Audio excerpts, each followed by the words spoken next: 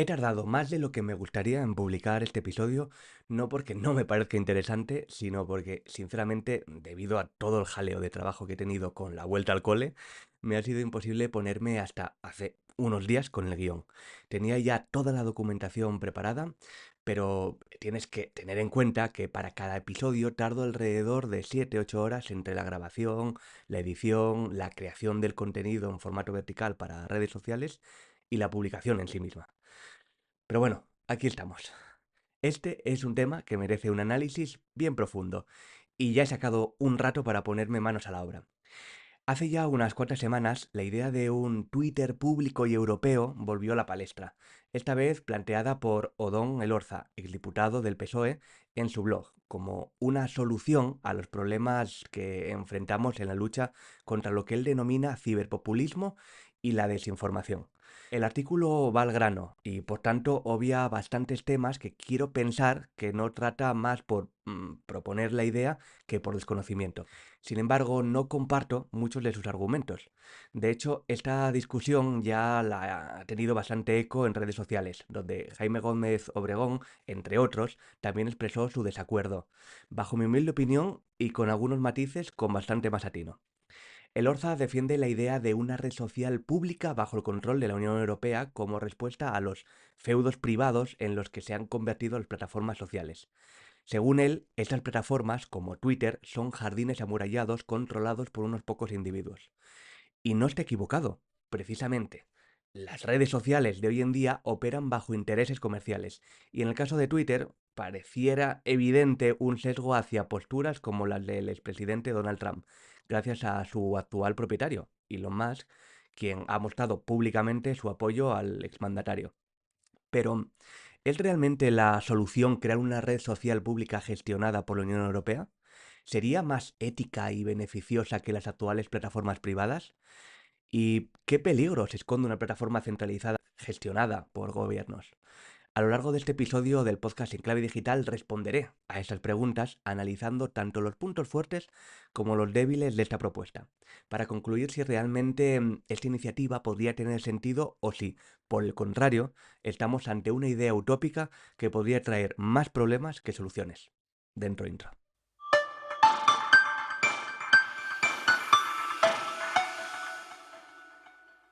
Uno de los puntos, casi el único, de hecho, que revolotea alrededor de la propuesta de Lorza es que las redes sociales actuales son, de hecho, controladas por unas pocas manos.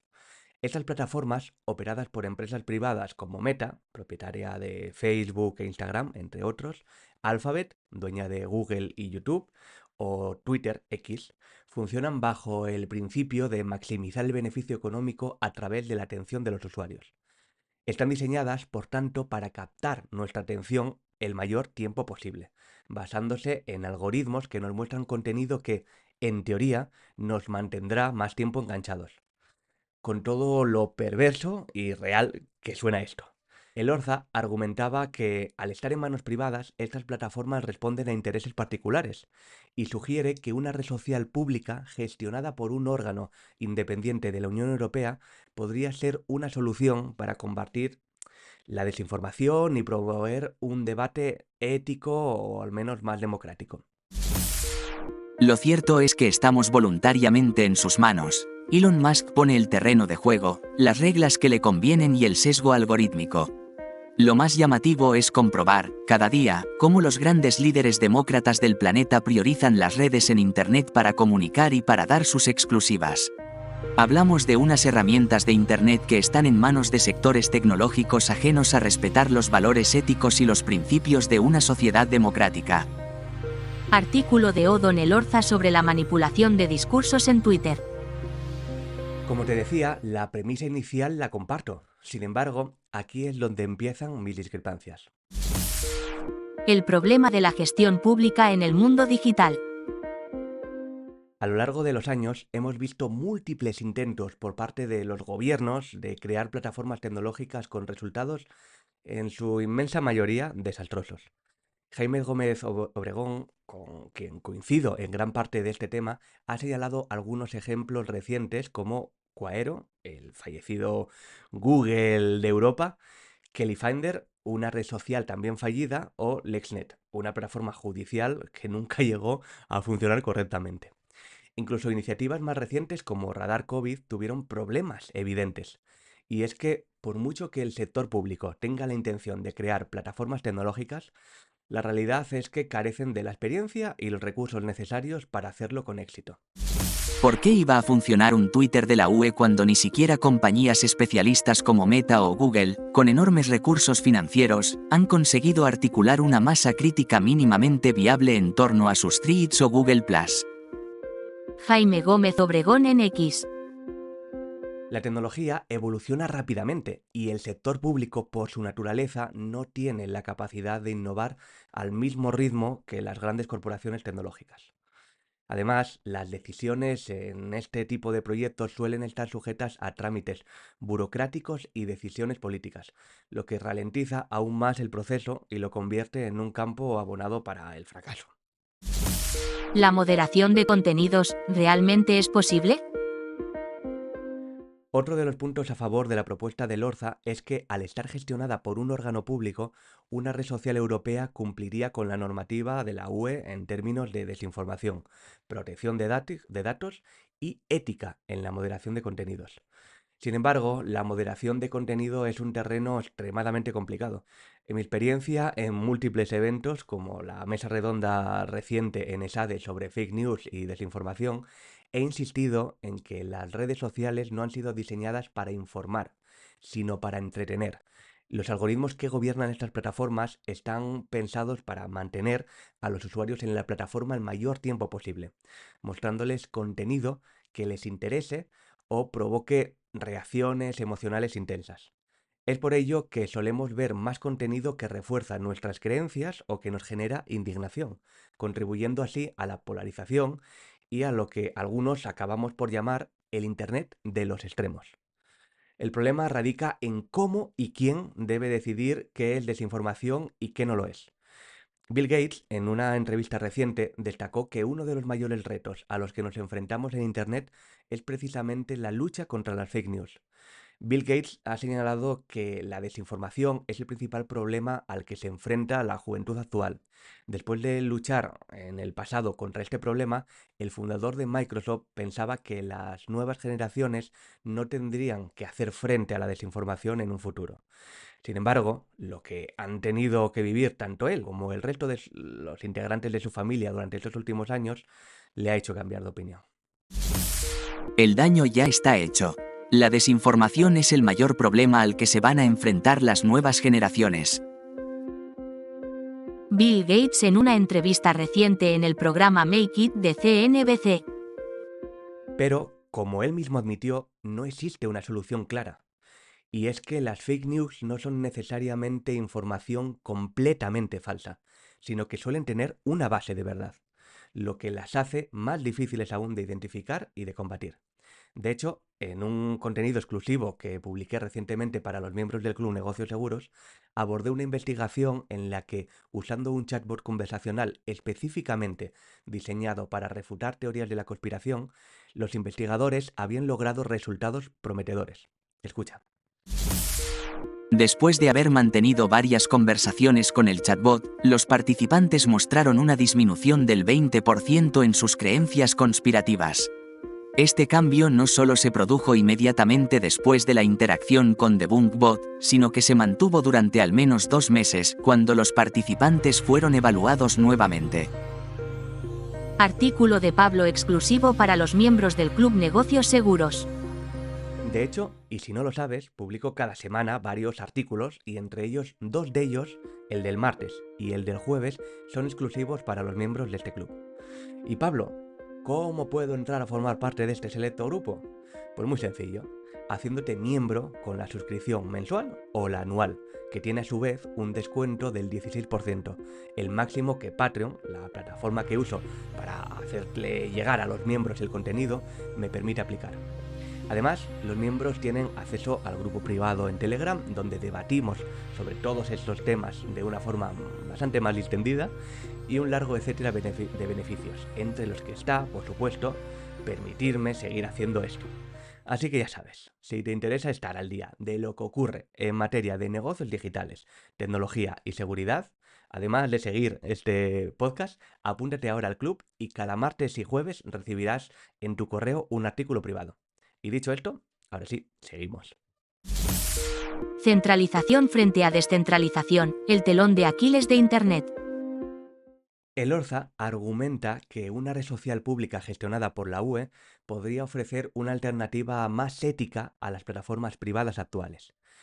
Sin embargo, y llámame si quieres conspiranoico, pero centralizar el control de una plataforma social en manos de un gobierno o de la propia Unión Europea no garantiza precisamente una mejor moderación de contenido o una mayor transparencia. De hecho, me atrevo a asegurar que podría tener el efecto contrario. Internet, en su esencia, es una red distribuida. Esto significa que, a nivel técnico, está diseñada para ser resistente a fallos y ataques centralizados.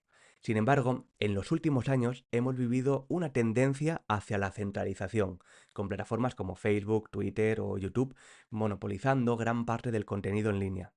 Esta centralización ha permitido que estas empresas ejerzan un control significativo sobre lo que vemos y cómo interactuamos en la red. Y para prueba, el propio contenido de Lorza, publicado, en efecto, en un blog como el mío, es decir, plataforma descentralizada, pero recompartido por X, esta red social centralizada y trampista que critica al político, y que en cambio usa, como todos los demás políticos, para conseguir que su discurso, e igual que este contenido mío que estás ahora mismo consumiendo, te llegue a ti y al resto de potencial audiencia. Este es un juego al que todos, lamentablemente, hemos decidido o estamos obligados a jugar. ¿Y qué quieres que te diga? La creación de una red social pública no solucionaría este problema. Simplemente trasladaría el control de una entidad privada a una pública, lo que podría generar aún más problemas en términos de libertad de expresión y diversidad de opiniones. A fin de cuentas, lo único que mueve a estas empresas, como empresas que son, es la monetización. Pero te hago una pregunta. ¿Qué alicientes tendría el sector público para gestionar adecuadamente esta hipotética red social? Ya te digo yo que nada halagüeños, al menos para la plebe como tú y como yo. ¿Que quieres un ejemplo? Pues ahí tenemos el uso de la censura por parte de algunos gobiernos. Si una plataforma pública estuviera controlada por la UE, podríamos encontrarnos en una situación en la que ciertas voces o posturas fueran silenciadas en favor de un discurso más oficial o alineado con la ideología dominante. De hecho, en Europa ya hemos visto intentos recientes por parte de algunos gobiernos de regular y limitar el acceso a ciertos contenidos en línea que consideran perjudiciales para el bien común. Con la excusa de la lucha contra el terrorismo o la pederastia, se rompen barreras cada poco que permiten al Estado controlar más a los ciudadanos. Total, no tenemos nada que ocultar, ¿verdad? Si tú o yo no somos nadie. El fracaso de las alternativas descentralizadas. Por otro lado, aunque creo que la descentralización es una parte esencial de la solución, la realidad es que las alternativas descentralizadas a las grandes plataformas, como Mastodon, han tenido un éxito muy limitado. Esto se debe principalmente a que requieren más esfuerzo y conocimientos por parte de los usuarios, que son más incómodas de usar, vaya. Y la gente, recordemos, es vaga por naturaleza. En lugar de tener todo el contenido en un solo lugar, como sucede con X o con Facebook, en redes sociales como Mastodon, los usuarios deben navegar entre diferentes servidores y comunidades, lo que ya desde la creación inicial del perfil puede resultar confuso y por tanto menos eficiente.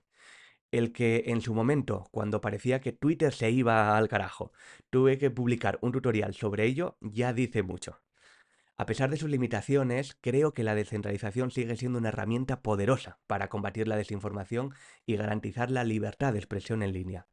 Sin embargo, la realidad es que la mayoría de las personas prefieren la comodidad de una plataforma centralizada, donde pueden acceder a todo el contenido que les interesa en un único lugar, y donde, mejor aún, ni tan siquiera tengan que tomar la decisión de a quién seguir. El éxito de redes sociales de nueva generación como TikTok así lo atestigua. El algoritmo ya se encarga de todo.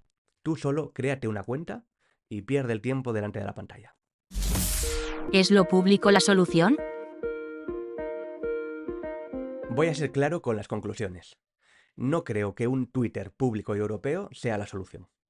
Si bien la idea de crear una red social más ética y transparente es, por razones obvias, más atractiva, la realidad es que centralizar el control de una plataforma de ese tipo en manos de gobiernos o entidades públicas genera más preguntas que respuestas.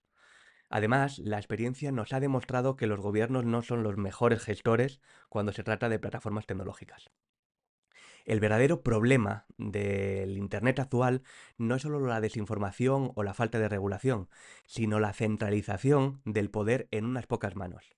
Para combatir estos problemas necesitamos soluciones que promuevan la descentralización y den más control a los usuarios, en lugar de concentrar aún más poder en una única entidad. Y en esencia, por debajo, necesitaríamos tener una sociedad que estuviera dispuesta a dedicar tiempo a cultivar sus fuentes de información. Algo a todas luces utópico.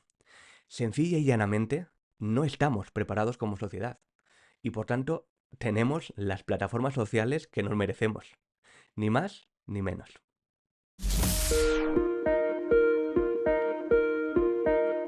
Antes de despedirme, te dejo con algunas preguntas para reflexionar. ¿Crees que un Twitter europeo bajo control público podría ser realmente neutral en cuanto a la moderación de contenido? ¿Es preferible una plataforma descentralizada aunque sea más complicada de usar? ¿Hasta qué punto debe el gobierno intervenir en la regulación de plataformas sociales? Espero tus opiniones en comentarios y abramos debate. En Clave Digital es el videopodcast de Pablo F. Iglesias, consultor de presencia digital y reputación online. Si este contenido te sirve para estar bien informado sobre la actualidad en materia de negocios digitales, tecnología y reputación, te agradecería que le dieras a suscribirte en mi canal de YouTube o en la plataforma de podcasting desde donde me escuchas, le des a me gusta, me dejes un comentario o reseña y lo compartas con aquellos a los que les puede interesar. Seguimos.